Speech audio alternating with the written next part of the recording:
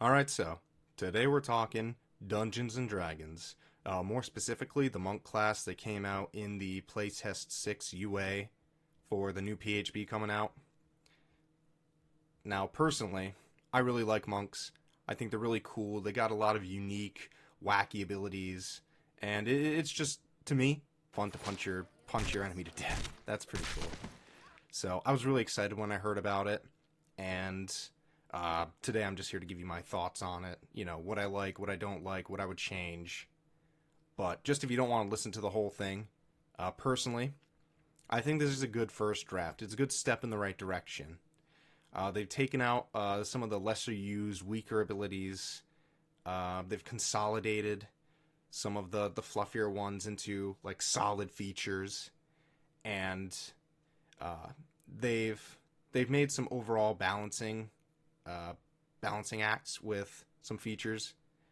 The big one, Stunning Strike, uh, it seems like they're trying to consolidate all these save abilities into what I've been calling a spell save action economy to kind of match the spellcasters and the marshals. Uh, Personally, I think that's good, but still, with all the nerfs, there have to be buffs not only to equalize them to what they were, but also to go higher.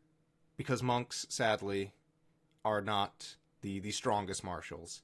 You know, they can't really optimize as fighters or barbarians can, and so the base class needs some ups, even beyond what we have now.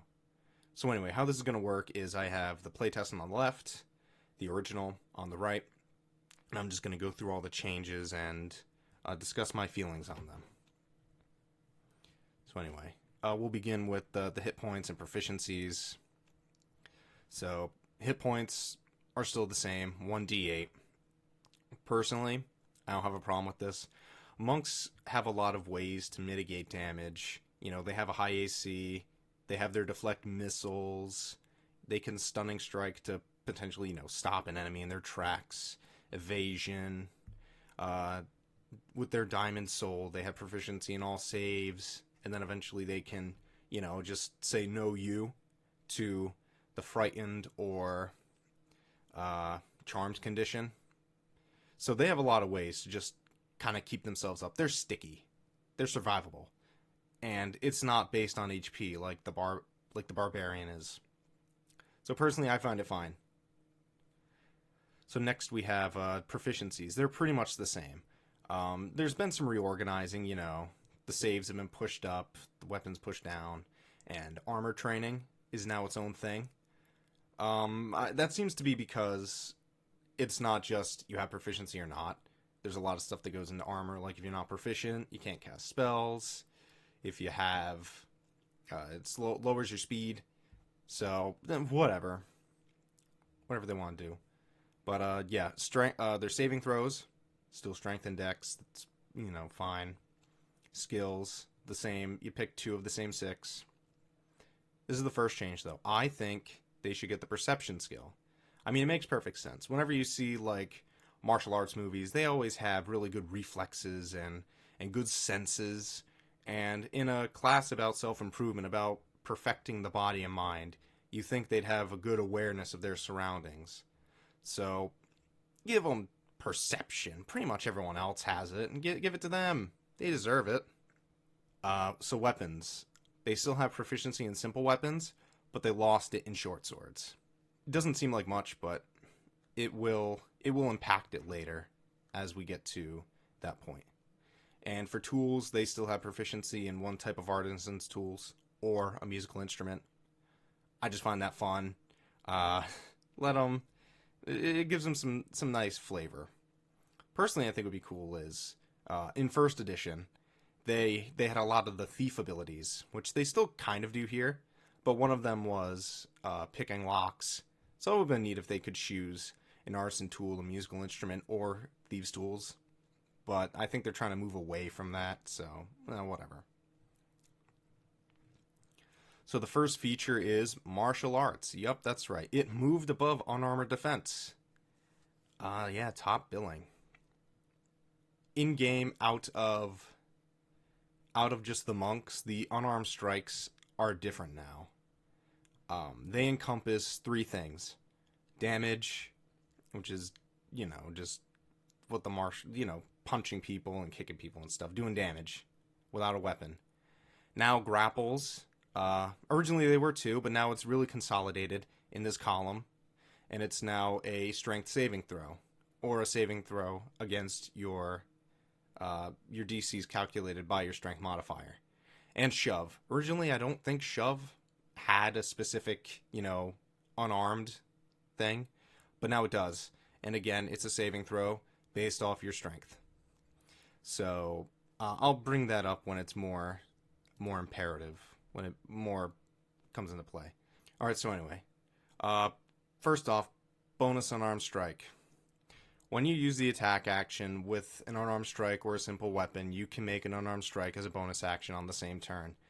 That's like your default bonus action. If you don't want to spend any key points on anything, you can always do this. That's good. Dexterous attacks. So you can use dexterity in place of strength when using your 2-hit or damage rolls for your unarmed strikes and the simple weapons. Originally, monk weapons, again, except for those that have the 2-weapon property, which is a little weird. They originally didn't have that, but for some other stuff. Personally, I think that everything that encapsulates an unarmed strike should be able to be replaced with dexterity. So for damage, you should be able to use your dexterity for your 2-hit and your damage modifier. For grapple, you should be able to calculate the escape DC with your dexterity modifier. And for shove, the resistance DC for being shoved should be modified by your dexterity too. I mean, come on, that's like their whole thing. You put everything under it nicely in this column and let them have it. Let them be able to grapple and shove. And give them a unique way of doing things. And now it's not even like, because now it's not a contested check. You can't even do crazy stuff with like expertise to keep them permanently locked. They could just roll a save. So just give this to monk. Come on, let them have fun. Let them do that. Let them have cool stuff to do. So that's the big one. Dexterous attacks should just affect everything under the unarmed strike table. And then finally, the martial arts die. Now it's been boosted up 1 die size each. So instead of starting with a D4 and ending at a D10, you start with a D6 and end at a D12. Oh, that's really cool. I just like the idea of you punching with the strength of a great axe. I just find that really neat. And yeah, monks did need a damage boost. But I have been seeing people say like, oh, that's not enough. You need more. And I think personally that has to do with sort of the damage calcs using like, Great Weapon Master to modify the damage and stuff. And even with I can see even with the new Great Weapon Master modified that only lets you apply the damage once per turn, that could still be a problem. But I don't know. I think it's a fine change. Personally, if you wanted to make it better for the monk, instead of doing a 1 dice progression, you could do, they start off with 1d4, then go to 2d4, then go to 3d4. That way, the maximum damage that they do with their unarmed strike is still the same, but the average is going to be higher. Personally, that might be an interesting way. It would be very unique for the monk, and it would offset them not being able to have some of those damage improving feats. Personally, I'm kind of up in the air about it. I'm kind of liking it the more I think about it, but that might be too much. It might move too far away from how Wizards of the Coast want to calculate damage and such. But anyway, yeah, moral of the story, dexterous attack should benefit everything. The next bit is unarmored defense. That works the same way as before. I still like it. You still get a good armor class. Usually you're going to start out with a 16 if you put your ability scores correctly or fine enough, and you could level it up from there. So the newest ability is actually Weapon Mastery. Now, you can benefit from the mastery property of two simple weapons of your choice, and then when you finish a long rest, you could swap them out. The Weapon Mastery is a new thing that they've added to these playtests, and it seems like this is going to be a lasting thing. I really like him. I find him really cool. I think it lends combat to more than just rolling dice for damage. Now there's more, battlefield control that the marshals can do. It's a really good change. But still, it's not the best for monks. So let me pull this up. So right now, out of the 9, 2, 3, 4, 5, 6, 7, yeah, 9 mastery properties, they benefit from 6. Now it's still a lot, but it is the weaker ones, and I get that. They want to save the big guns, cleave, topple, graze, for the marshals that are using these weapons, like the barbarian and the fighter, potentially the paladin. But still, a lot of them aren't really useful for the monk. I mean, Flex isn't very good. It's good for a while. I mean, when you use a versatile weapon, it does the versatile damage. But when you get that higher dice roll for your Unarmed Strike, that's not going to be useful at all. Nick is pretty neat. You get to add your extra attack on your normal attack action. And so, if you play it right, you can do like 2 attacks with the Nick weapon, 1 with your unarmed, and then use Flurry of Blows to get 5 potential attacks. That's pretty cool. But still, the weapons that have this, their damage isn't the best, and it might just be better to use an Unarmed Strike. Sap, that's a pretty good one. When you hit a creature with this weapon, they have disadvantage on that roll. So for this one, you could be running around with this weapon, hitting multiple people and giving them advantage on their next attack. But again, it's still 1 attack roll, unless the monster has like just 1 attack. It's not. It could be all right. Slow's pretty good. Slow. You hit them, they lose 10 feet of movement. You can't stack it, but still, that's a pretty good one. It's going to be universally used. Vex. You have advantage on the next attack roll when you damage the creature.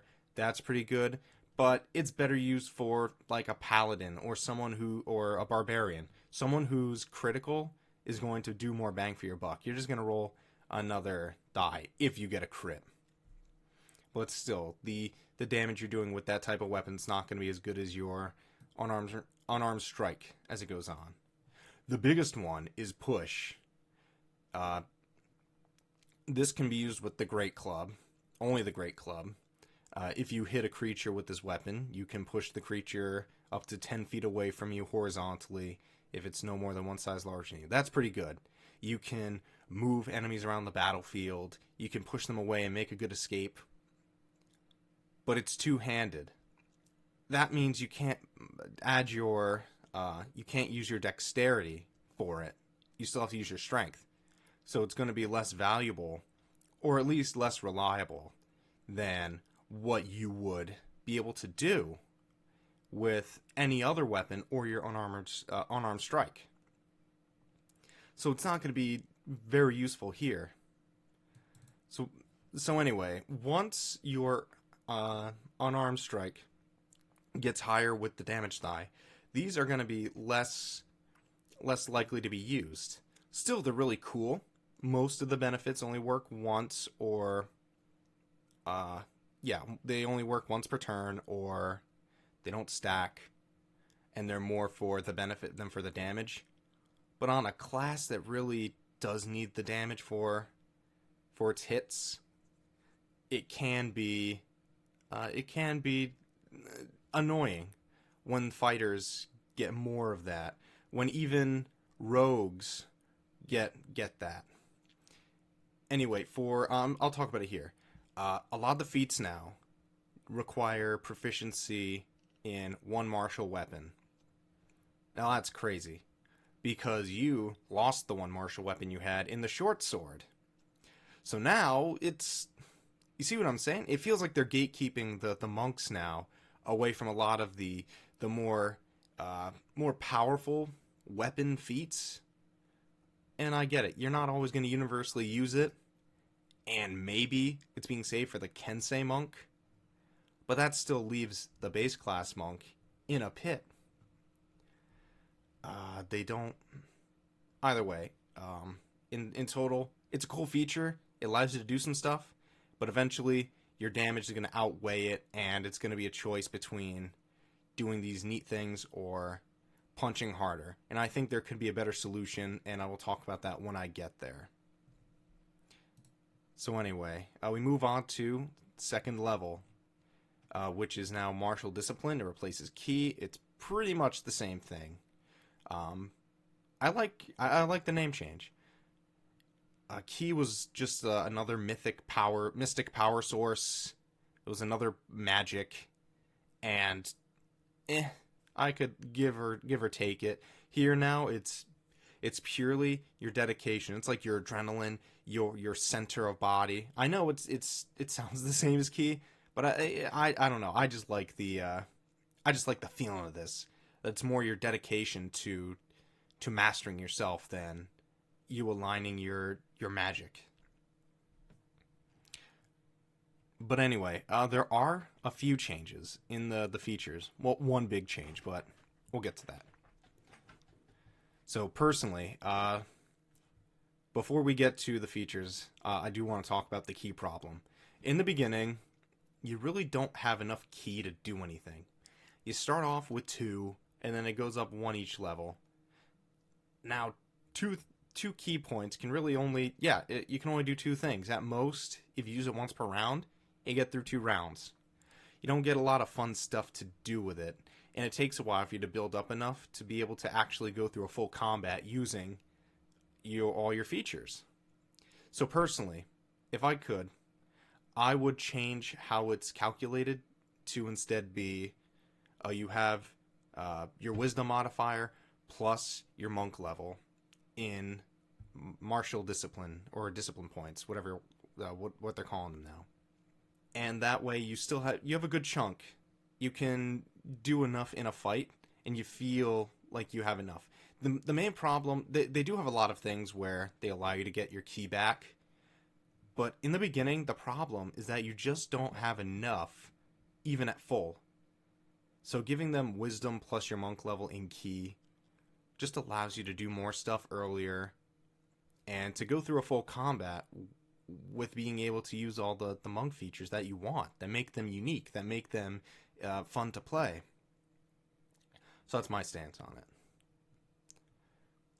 So I'll just talk about the main 3 things you get from this. First off is Flurry of Blows. It's the exact same thing as the original. Immediately after you take the attack action on your turn, you can spend 1 discipline point to make 2 unarmed strikes as a bonus action. Now, I get why this is a key point. You're essentially getting the extra attack feature for your bonus action. That can be nuts. But, personally, I don't think it's enough. I think that they should take away the attack action requirement from this, because then it opens you up to do so many different things now.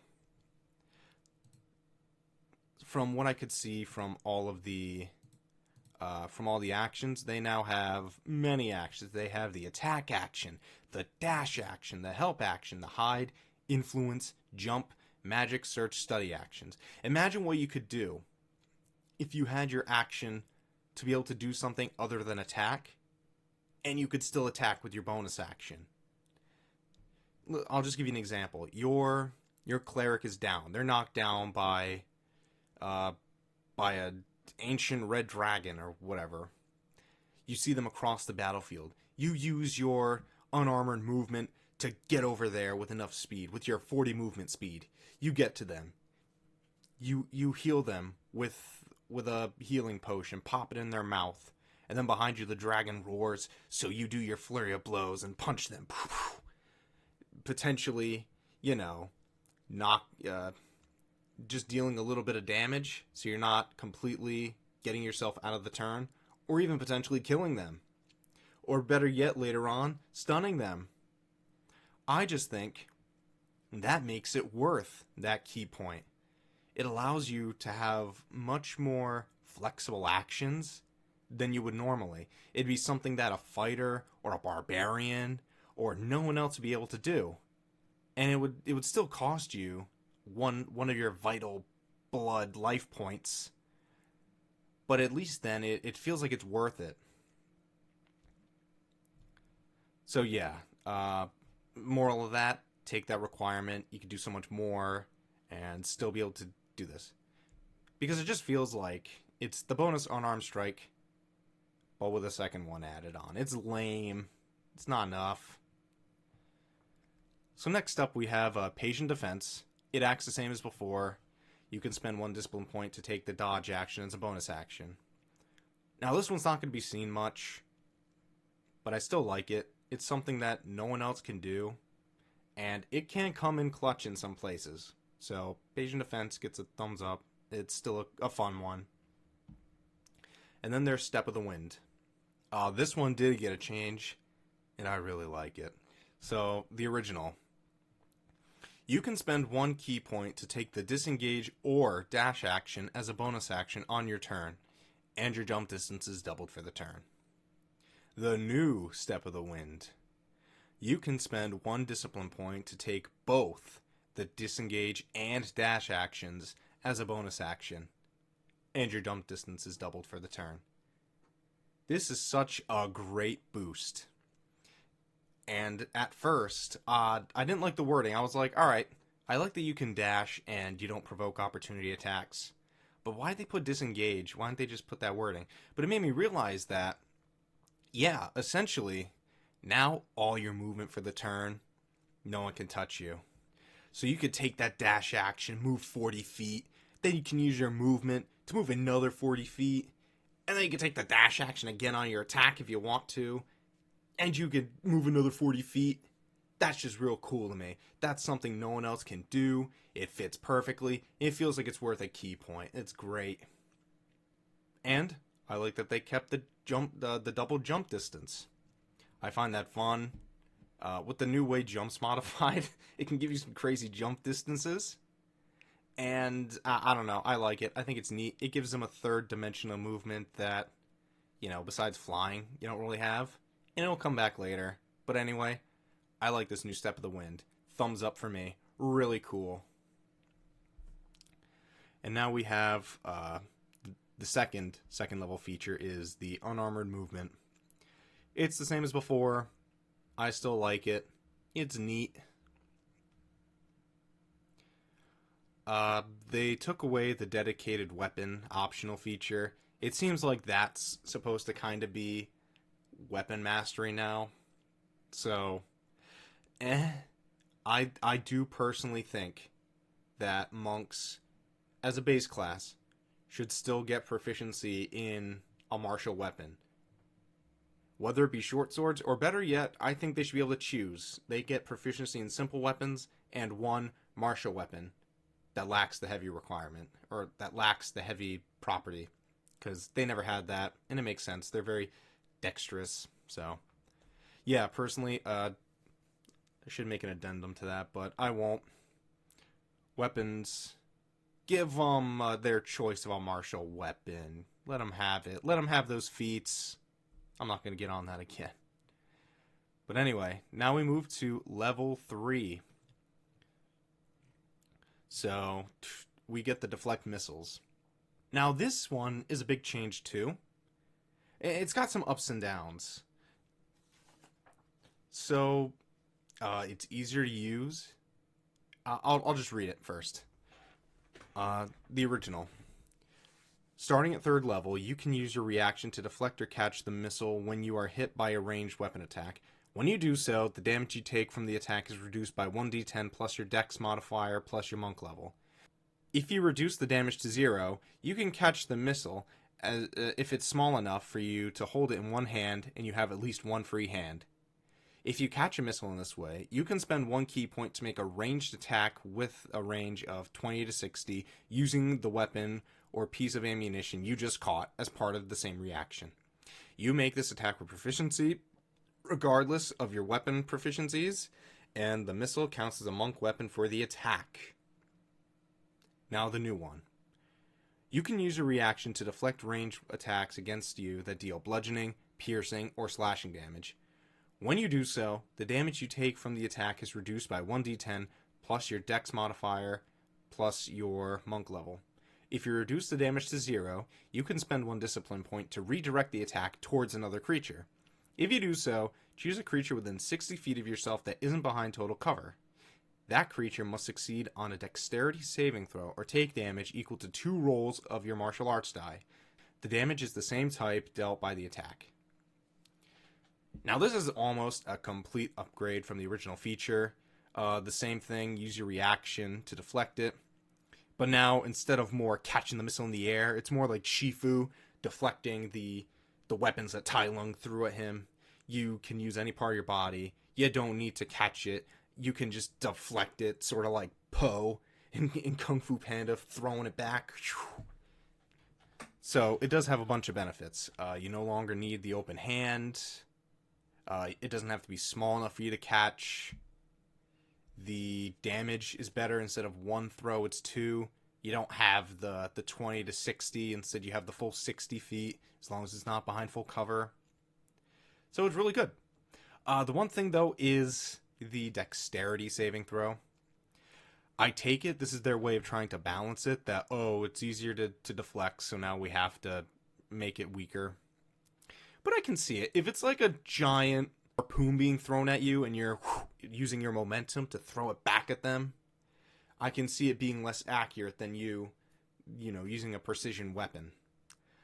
But still, besides like the unarmored defense, this is the only mad feature I've ever seen. It requires both a good dexterity to reduce the damage, but also wisdom for the saving throw. It's a little wacky. Personally, I would put it back to the attack roll, just because it's just a bump. It's a benefit. There's enough deficits from the class nerfs where that's fine. Also, I don't like the static 1d10. I don't know. Maybe it's because the final monk martial arts die isn't a d10 anymore. But it's probably just my OCD, my fake OCD. But it just rubs my brain the wrong way. I wish it was either a d12 or just one instance of your martial arts die. So a d12 or 3d4, whatever they end up going with. And then the damage it does is the 2. Anyway, still a good feature, but I think they should change the die for reducing damage and change it from a save to an attack roll, just so the feature itself isn't mad as Monk. So anyway, the Monk subclasses, they're the same. Level progression is the same. And you probably don't think I'd have something to say about this, but I do. I hate the naming convention for it now. I just hate these Warrior of Mercy versus Way of Mercy. The thing I like about monks, too, is they're very spiritual. They might not be, religious like priests, but they practice their self-betterment. They try to perfect the mind and body. The Way of Mercy isn't just about killing people. It's a way of life. They heal. They help. And yes, a lot of these subclasses are, fighting focused, but I don't know, just having them be like the warrior of the hand, the warrior of the shadow. I just don't like it. Personally, I think they should switch it back to the way of, because it's, it's like a way of life for them. It's the path they follow in their training. So, yeah, whatever. Ability score improvement. They get the same. ability score improvements as they do in the original 4th, 8th, 12th, 16th, 19th. Originally, I was thinking that monks could use an extra ability score improvement. They're probably the most mad class in the game. Besides Paladin, they're the only ones that have a two ability score requirement. I don't think Rangers do. I think it's either or. But anyway, they need big features, and it relies on everything, and so they don't have much room for feats or fun things. Personally, though, from looking at this, now that races have free ability score modifiers, you can put them wherever you want, and most feats are now half feats, I think you're fine. You really don't need it anymore. They would probably benefit from an ability score improvement, but I don't think it's completely necessary. I'd rather have some other boosts than this be the hill it dies on. So anyway, all in all, it's the same. They could use another one, but now with the way stuff outside the class works, they don't really need it. Slow fall. It works the exact same way. You can use your reaction when you fall to reduce any damage you take to the fall by 5 times your monk level. It's really neat. I always love that feature. It's real fun. Oh, I forgot. Key fueled attack. One of the optional Tasha features. If you spend 1 key point or more as part of an attack on your turn, you can make one attack with an unarmed strike or a monk weapon as a bonus action before the end of your turn. I guess this one's alright. I think that's more for just using a monk weapon. But, Actually, the bonus unarmed strike, maybe this is being saved for the Kensei monk again. But let them use a bonus weapon attack. Let them have fun if they want to use weapons. So, next up, level 5. We get extra attack, the big boy. It's same as before. Really good. You get to attack twice. Always good. The next feature is the infamous Stunning Strike, and oh boy, I would say it's divisive, to say the least. I'm just going to read it.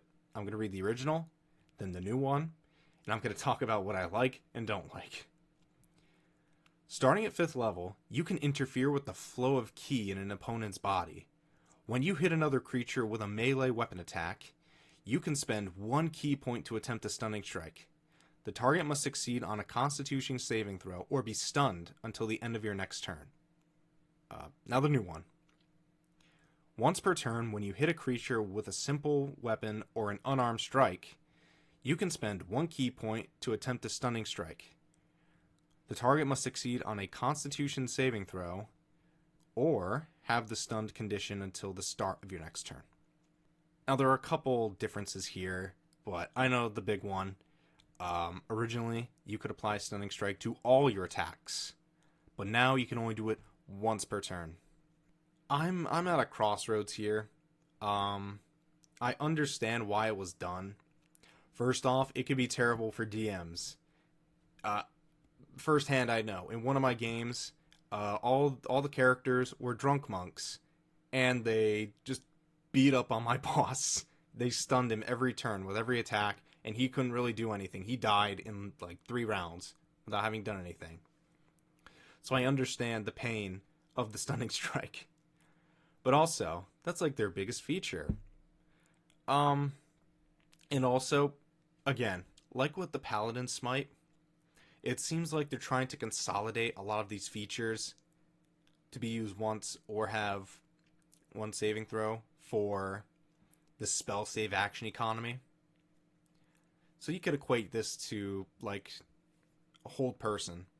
You do the spell, and they either succeed or fail. You're not having like 5 saves on the same guy. It keeps things fast, and it doesn't let the monsters or your enemies, have to keep doing this over and over. A battle of attrition that way. Personally, actually I'll get to my things afterwards. The next big nerf is a more subtle one. Instead of the stun condition ending on the end of your next turn, it now ends at the start of your next turn. So you don't really see the benefit of your stunning strike yourself. It's more for your friends now. And that's okay for me. The way I see it, it's your first line of skirmishing. You hit them and you hope to stun. If you don't stun, you step of the wind. If you don't step of the wind, you try without it and see if you get hit, or you just stand there. But yeah, if you're gonna stun, you better just use it on your first attack so you can benefit as much as you can from it. But one buff it gets is that now it works on all simple weapons, not just melee weapon attacks. So that means your slings, your... I can't remember off the top of my head what else they have, but you can now stun at range, so you don't even have to get into the fray. That's really cool. It makes them a little more unique. If you can't get over to them, you can do it from far away. You can kind of kite people. That's neat. But still, it still goes after Constitution, so it's not going to come out as much. And the stun's a big condition. I've seen people suggesting they replace stun with the dazed condition, a new thing that they introduced in, I believe, this one, if not the last one. Oh, the last playtest. I think it's this one. Anyway, dazed condition. You get the limited activity. You can move or take one action on your turn, not both. You also can't take a bonus action or a reaction. So this still works in the same manner for you. For kiting your enemies, you knock into them.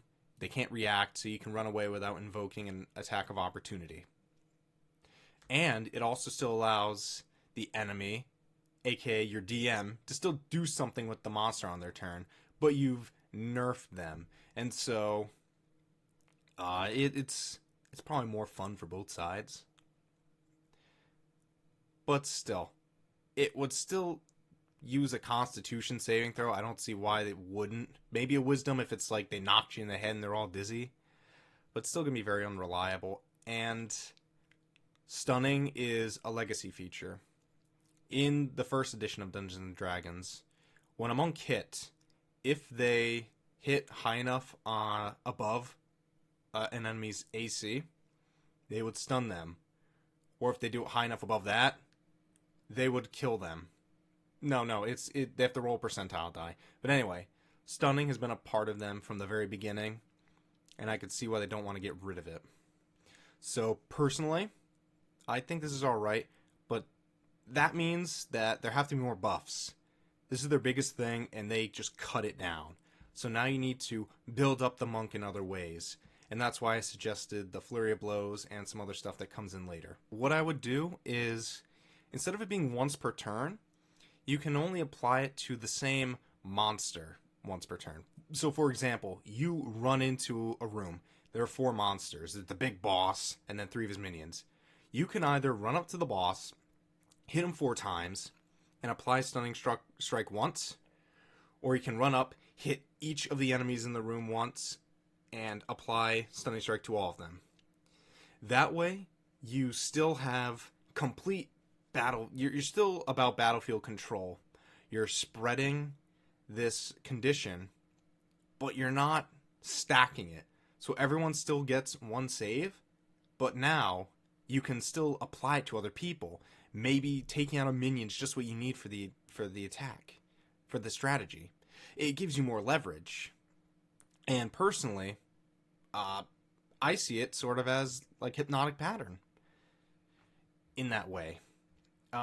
So yeah, personally, I think this would be the best. Keep the other debuffs, but allow them to apply it to any attack as long as it's a different monster each time. Plus, it makes sense. You know, you set up a stun, the vibrations are going through their body, or whatever the canon is for it now, and, you know, it's affecting them the whole turn. Just stacking it is not going to make them do anything else. So yeah, just make it so it applies to, you can do it on every attack, but it has to be a different monster or a different enemy on each attack. That, I think, would be the best compromise. So the 6th level, focus name. The optional feature from Tasha's again. I keep forgetting them, I'm sorry. Um, when you miss with an attack roll, you can spend 1 to 3 key points to increase the attack roll by 2 for each of these key points you spend, potentially turning the miss into a hit. Now that's a pretty cool one. I guess maybe they thought it was too strong. I don't know. Personally, I don't see enough benefit. Maybe for the original monk because you could apply Stunning Strike, like stack it. But for this new one, I don't know. It would just be more damage. So, I could see why they don't add it. So the next is Empowered Strikes. Originally Key Empowered Strikes. Now this one kind of does the same thing, but it's a little different in how it does it. So I'm going to read both of them. Key Empowered Strikes. Your unarmed strikes count as magical for the purpose of overcoming resistance and immunity to non-magical attacks and damage. Alright, now the new one. Empowered Strikes. Whenever you do damage with your unarmed strike, it can deal your choice of force damage or its normal type of damage. So first off, I like the wording. It seems like they're replacing just generic magical bludgeoning, piercing, and slashing damage with force damage, because that kind of compiles like pure magic without any elements. I think that's cool. It makes sense. It's neat. It consolidates everything. So yeah, I'm pretty good with that. But also, you could choose between that or your normal type of damage. So that implies any normal piercing, slashing, or bludgeoning damage. Or maybe some other element, I guess, if you have that. But it takes into account like Aarakocra's claws or a Minotaur's horns. So that's real cool. I like it. The one thing, though, that should be added here, and this is a big one, this is one of the hills I'm going to die on, is the weapon mastery.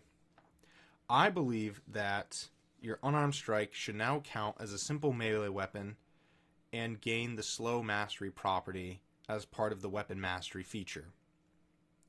Now, as I said before, as time goes on, your mastery properties are not really going to be used. You're going to have to choose between dealing decent damage or using those mastery properties. And as time goes on, some of them aren't even going to be useful because they just apply damage. So personally, I think that your fists should be able to do these. It makes sense. As it says in the article, you become a living weapon. So being able to use those features makes sense. Plus, now, the weapon mastery feature, a core first level feature, will always be used now, whether you use a weapon or not. And it makes sense with it makes sense with empowered strikes. Your strikes are now empowered. You've gotten good enough where you could do that.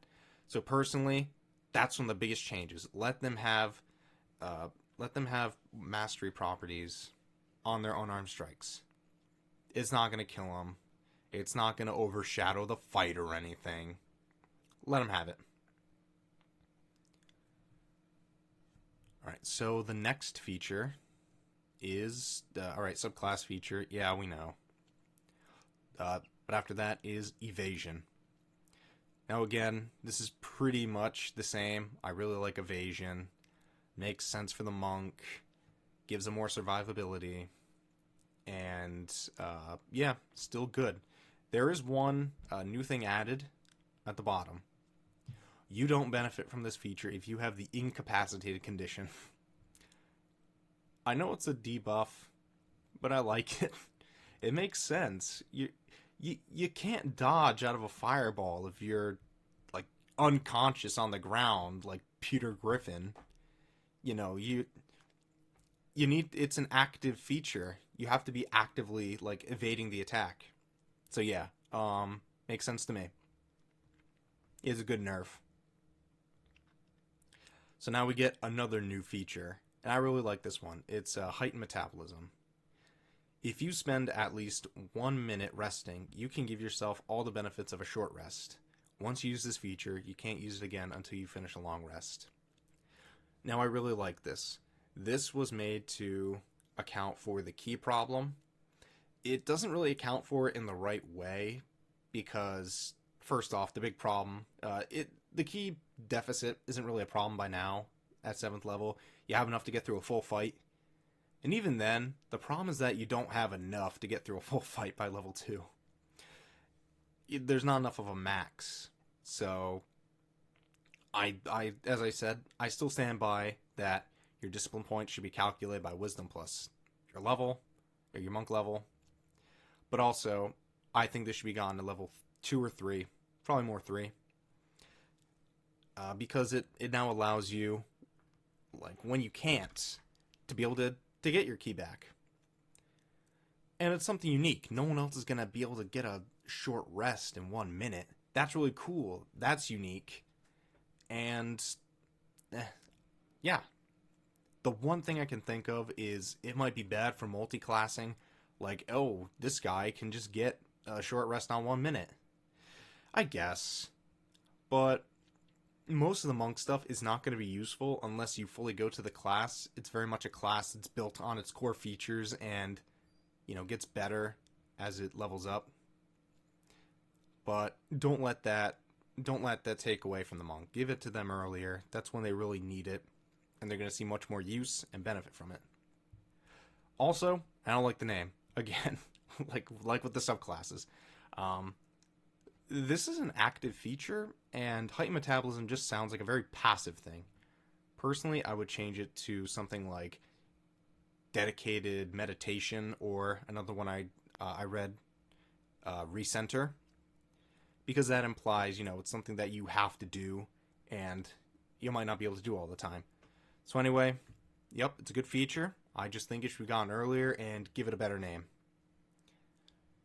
So next we have acrobatic movement. Now,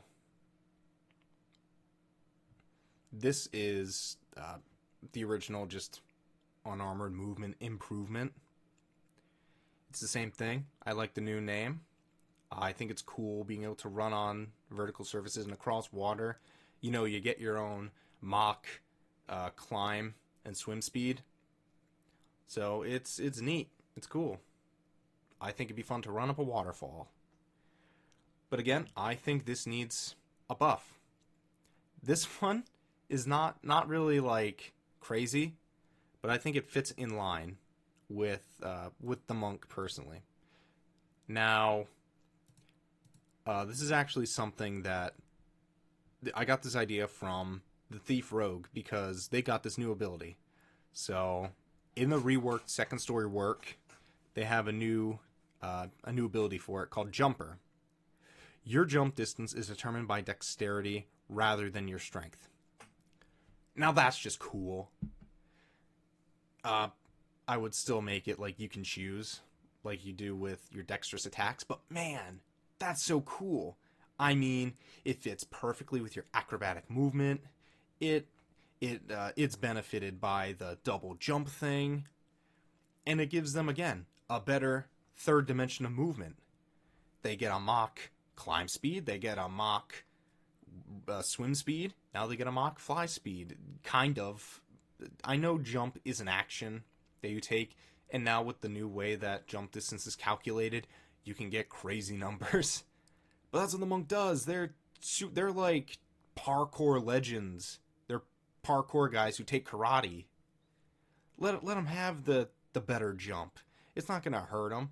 It's like one of the cool things they could do. So I would just give this feat to this benefit to them with the other acrobatic movement stuff. It's not gonna destroy them. It's not gonna throw off balance in any way. It would just be fun. So next off is the 10th level feature, self-restoration. Now I skipped over this, but it's always been here. This is a condensing of the stillness of mind and purity of body features in one. Now I'm going to read both the stillness of mind and purity of body and then self-restoration, and we're going to compare and contrast. Oh, it also takes into effect timeless body. My apologies. So anyway, stillness of mind. You can use your action to end one effect on yourself that is causing you to be charmed or frightened. Purity of body. Your mastery of the ki flowing through you makes you immune to disease and poison. And then timeless body. Your ki sustains you so that you suffer none of the frailty of old age, and you can't be aged magically. You could still die of old age, however. In addition, you no longer need food or water. Now for self-restoration. Through sheer force of will, you can use a bonus action to remove one of the following conditions from yourself. Charmed, frightened, or poisoned. In addition, foregoing food and drink doesn't give you levels of exhaustion. Now I really like the feel of this new self-restoration. I feel it's a good, solid, full feature. But yeah, there's still some debuffs coming from this. Now, the positives. You can do all this as a bonus action. That's really good. That means you can end the condition and still use your action to do stuff. But yeah, besides the nerfs I'm going to talk about, this feature is just really good because a lot of spells, diseases, and conditions are rider effects. Like Suggestion is you get charmed, but this also happens. A lot of poisons, you get poisoned, and this happens. So you're able to, stop spells and other things from happening. That's great. And now as a bonus action, you still can do stuff. And because of the new way that exhaustion's taken into effect, foregoing food can be a bigger thing, and you don't have to eat or drink. That's neat. So what do you lose? You now lose the small wise. They took away the thing about frailty and old age. Personally, I think that's fine. They never really talk about aging and losing your stuff. And it seems like a lot of players just like being old people, like Chetney. But they never really affected it, so they just took it out. And they got rid of the weird you can't be aged magically thing. That one is a weird one. There are only a few monsters that can do that. But, it's fine. They don't need to be so supernatural. Those ones I'm okay with. The big thing, though, is that you lose complete immunity to poison and disease. So, as it says, disease was always kind of poisoned. So it doesn't really matter. But the immunity to the damage type is big, and the condition. Because now, poison damage, the damage portion, that makes sense, It seems like they're trying to get rid of just damage immunities and classes that might come from subclasses or races or items. So they want to kind of consolidate that. But also, the poison condition, that means now that you still have to take it. When you're poisoned by something, you're still going to have to take the initial point of it, either the effect or the damage. And so that is a debuff. So, still, that's a negative.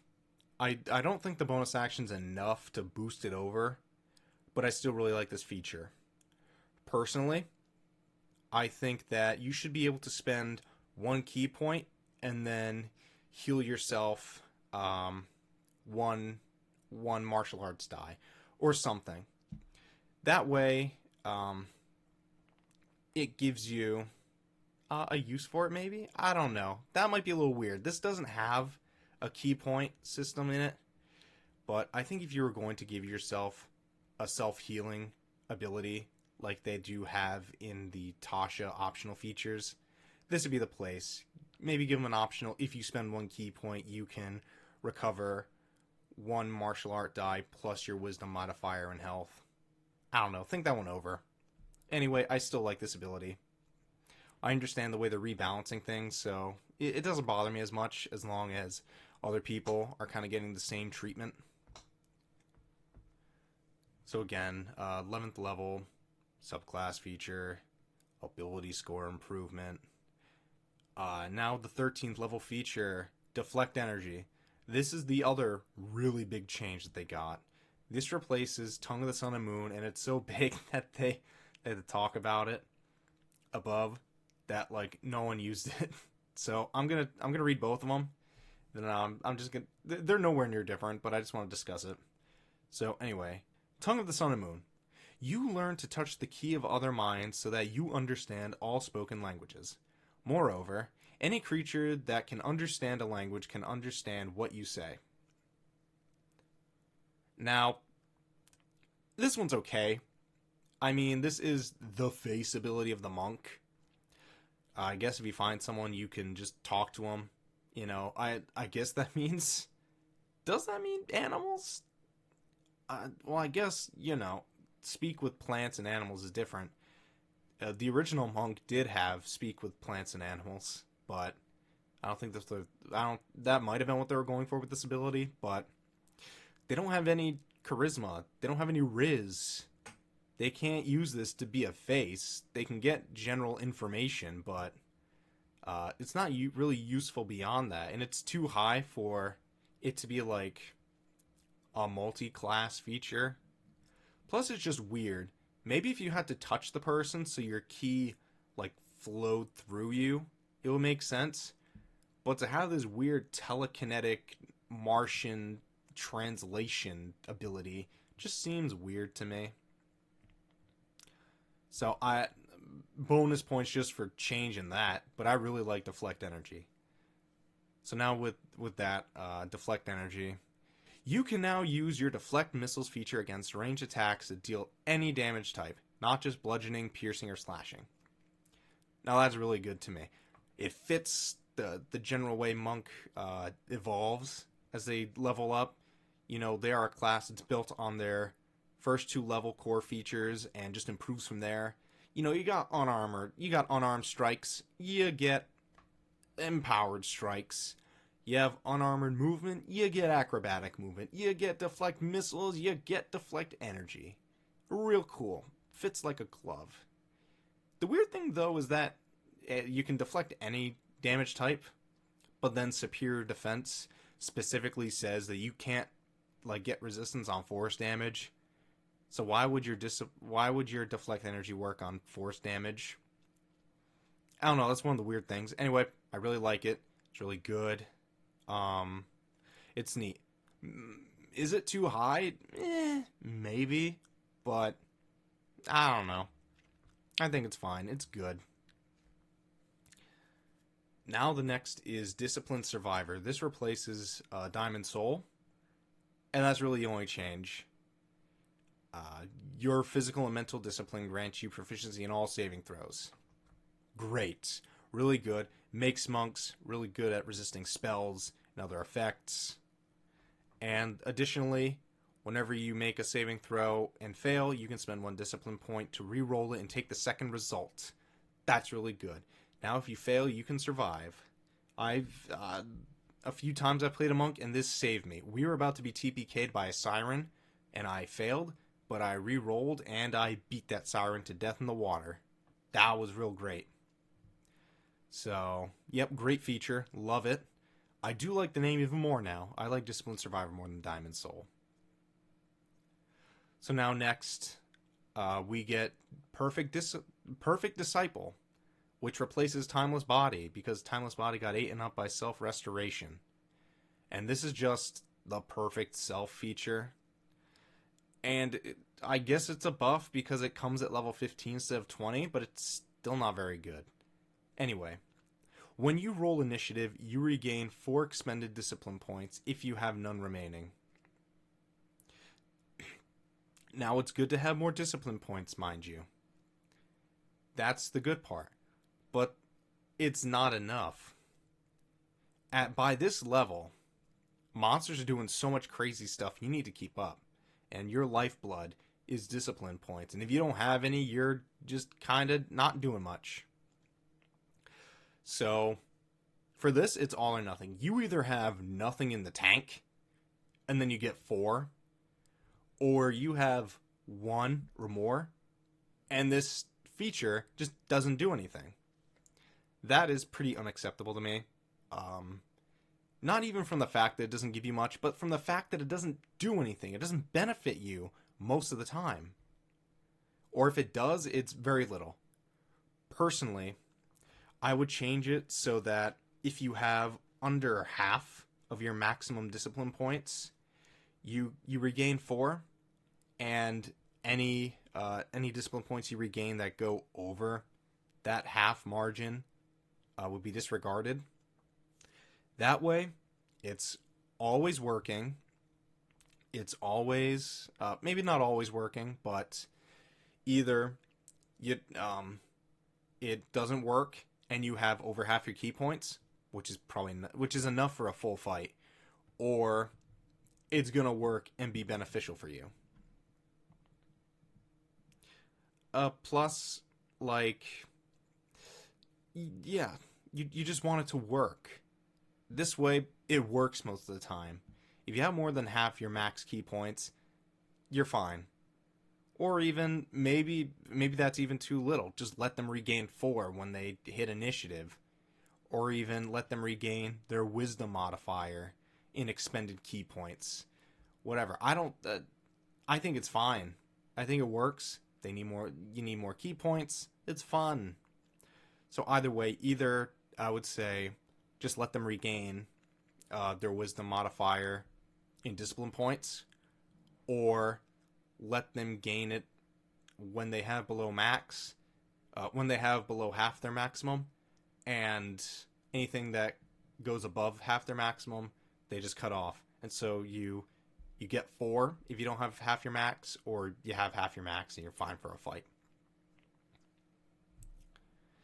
So anyway, next level, you get your ability score improvement, same as before. Subclass feature, same as before. And then you get superior defense, which replaces empty body. Now, this is pretty similar to the original, but there are some differences, so I am going to go over both. So, empty body. You can use your action to spend 4 key points to become invisible for 1 minute. During that time, you also have resistance to all damage but force damage. Additionally, you can spend 8 key points to cast the Astral Projection spell without needing material components. When you do so, you can't take any other creatures with you. Now the new one, Superior Defense. As a bonus action, you can spend 3 key points to perfectly bolster yourself against harm for 1 minute or until you are incapacitated. During that time, you have resistance to all damage but force damage. So there are a couple buffs here. First off, it now only uses a bonus action. That's great. You can do that and then use your attack action. That's real cool. A lot of your features now use bonus actions, so there is some contention there, but hey, what can you do, I guess? It's still better than wasting your entire action on that. It also now costs 1 less key point. That's really good. You know, the main benefit was always the damage resistance.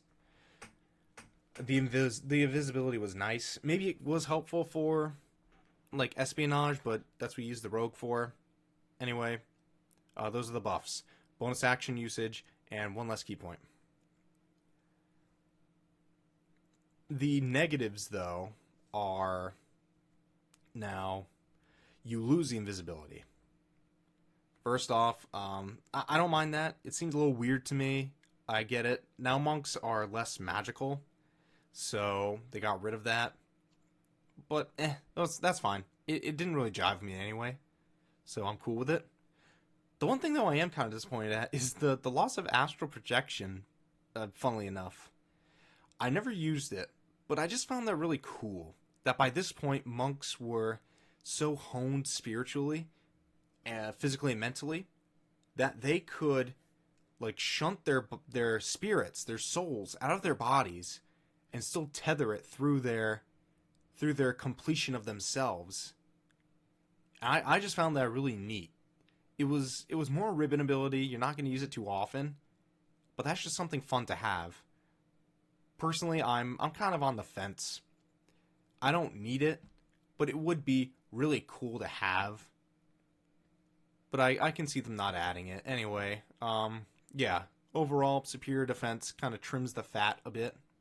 It really gets to the meat of what is really necessary for the ability and ups some of the stuff for it. So yeah, I think it's a net positive. Then again, level 19, ability score improvement. And now 20th level feature, Defy Death. This replaces Perfect Self, which became Perfect Disciple. So it's already a buff here.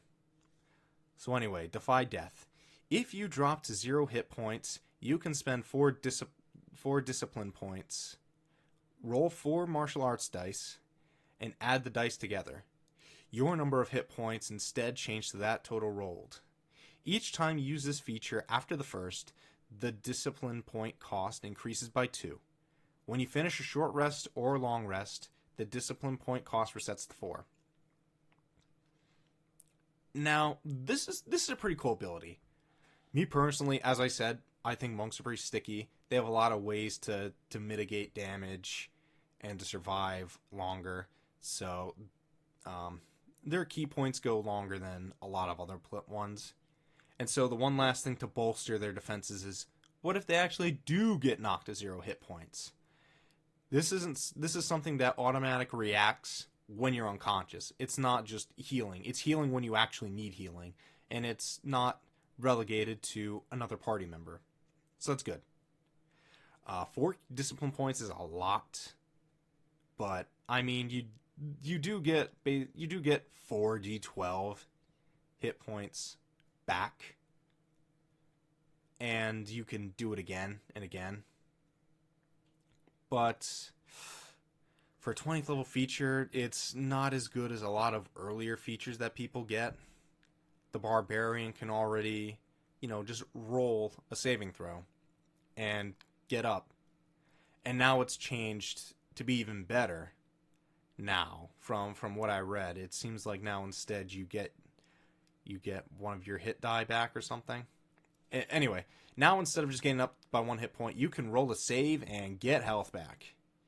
And pretty similar thing happens with fighters. If they fail a saving throw, they can use their second wind and regain some hit points. And now second wind is calculated by your proficiency bonus, I believe. So yeah, if they fail a death save, they could just pop right back up. You have to use a 5th of your lifeblood to get up. And then after that, it's more. Personally, it's an okay feature. It has more control than, say, the other ones. You never actually go down to 0 hit points. So you're not getting the Barbarian, that can potentially fail. It's relegated to luck or fate. But the fighter, you do go down to 0, and you could potentially die before you have the chance to use your second wind. At least with this, you know what you're getting into, you know if you can do it or not, and you pop up without having to worry about rolling failed saves or even being knocked prone. The one thing about this feature I would change is the cost. I think 4 is fine, but it should only increase by 1 each time, because even at 20th level, you can only use it 3 times, whether it be 4, 6, 8, or 4, 5, 6. And so you're not getting more maximum uses out of it. But it just seems too steep. At least with 4, 5, 6, you get 3 more key points to play with. And I know that's not the point, but come on. Plus, I don't know, it's just an awkward numbering. Again, my fake OCD is bothering me. It should just be 4, 5, 6, not 4, 6, 8. Just a little too steep a cost. Personally, if I could change it and not make up my own thing here, I would probably make it similar to the Barbarian's last Primal Champion ability. It has been changed. I don't know if they're going to change it again now that level distribution's back to the way it originally was. But anyway, Primal Champion. You embody primal power. Your strength and constitution scores increase by 2, and their maximum is now 22. I think this would be cool if Monk had this ability, but instead it worked on your dexterity and wisdom, like Discipline Master or something. All their that would affect everything. It would be even more useful than it is for the Barbarian, because almost all their abilities stem off of either dexterity or wisdom. Your armor class is going to be better. Your attack rolls are going to be better. Your saving throws are going to be better. Just everything's going to be better. It's going to benefit a lot from that. It feels like a big thing. Just like your primal power exudes, your disciplined training, your mental and physical fortitude has gone beyond the realms of what normal people are able to by getting to the fabled 20th level. So personally, if I could change it, I think that might be a good one. But anyway, those are my main things about Monk. I know it's been long. I don't know what this is going to get out to.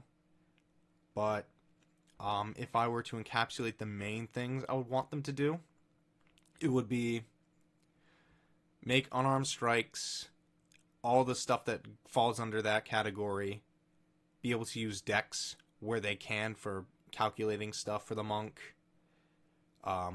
With Empowered Strikes, let them use their weapon masteries on their fists. For acrobatic movement, let them jump better with their Dex. Flurry of Blows, let them use it without an action. And for Stunning Strike, possibly let them be able to apply it for every attack, but only apply to one monster a turn, to the same monster once per turn. I think with those, that makes the Monk really well-rounded. All their key points really are worth it. There's a lot of strategies and interesting ways to play it. It feels good. And yeah, I just want a better Monk for the game. I think this is a good setup. They trimmed a lot of the fat. They gave some new juicy abilities, and move, height, and metabolism. But anyway, yeah, it's a good start. So you're probably watching this after the fact, but in 3 days from when this is posted, maybe 2, whenever I finish cutting this down, the reviews are going to be in. So take these ideas and push them, and maybe we can get a better Monk. Thanks for listening, and let's have the best Dungeons and Dragon Maids we can. All right, bye.